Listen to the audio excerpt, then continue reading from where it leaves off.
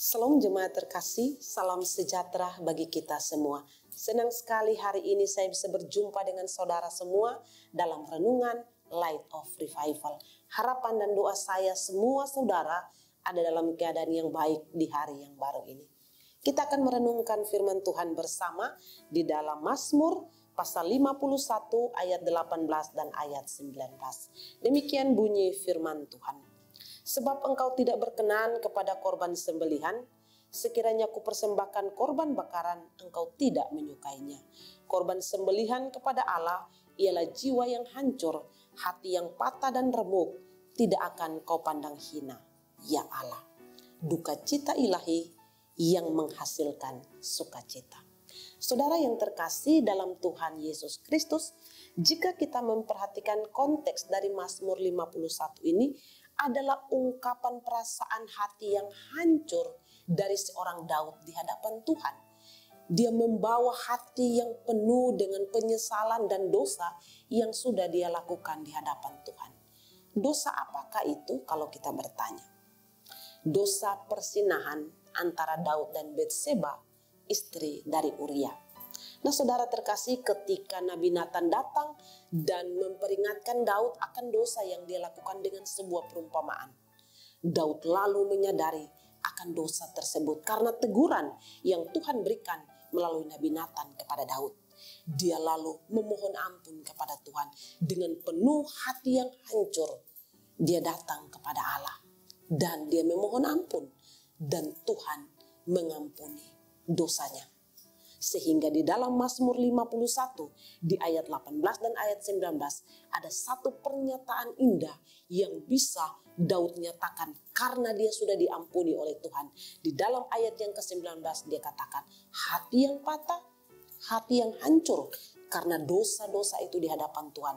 Ketika kita bawa semuanya kepada Tuhan, Tuhan tidak memandang hina hal itu. Apa artinya ini? Artinya bahwa setiap orang-orang percaya yang jatuh dalam dosa, dan ketika dia menyadari akan dosa dan kejahatan, kesalahan yang dia lakukan, dengan penuh penyesalan, dengan penuh hati yang hancur, dia datang kepada Allah dan memohon pengampunan. Allah tidak memalingkan wajah, Allah tidak membuang dia. Allah pasti mengampuni orang-orang yang dengan penuh penyesalan mau mengaku dosanya di hadapan Tuhan. Ya, hati yang hancur karena dosa di hadapan Tuhan tidak dipandang hina, dipulihkan, diampuni oleh Tuhan. Saudara terkasih, ada sebuah kerajinan tangan dari negeri Jepang yang bernama kintsugi.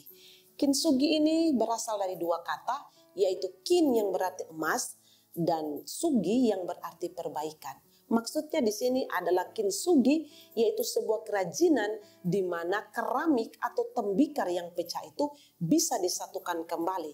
Nah, goresan pecahan dari tembikar atau keramik itu disatukan dengan pernis yang dicampur dengan bubuk emas. Jadi inti dari kerajinan tradisional Jepang kintsugi ini artinya membuat garis retak yang terdapat pada keramik atau tembikar itu menjadi sesuatu yang lebih indah atau lebih menarik dan menghasilkan satu karya seni yang indah atau yang bernilai tinggi.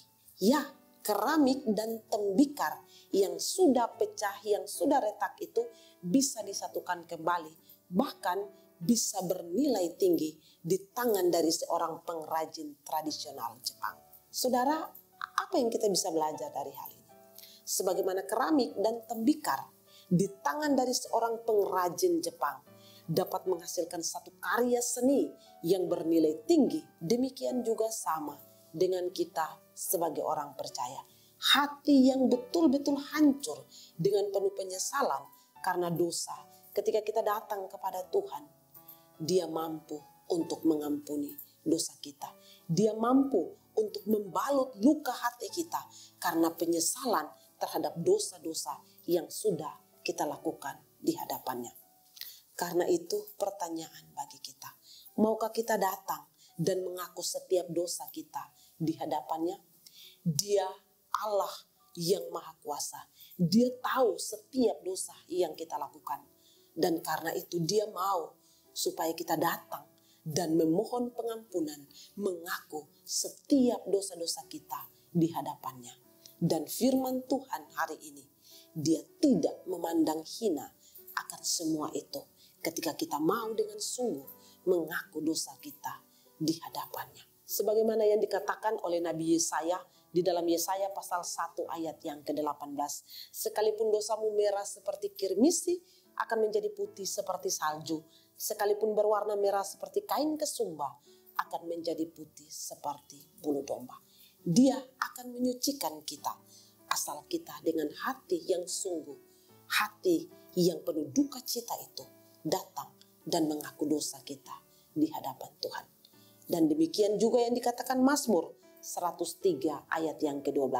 Sejauh timur dari barat, demikian dijauhkannya daripada kita pelanggaran kita. Ketika kita mengaku sejauh timur dari barat, Dia menjauhkan kita dari setiap dosa dan pelanggaran. Artinya Dia mengampuni kita, dan hati yang hancur itu Dia balut kembali. Dia sembuhkan, Dia pulihkan, Dia menjadikan hati yang baru di dalamnya.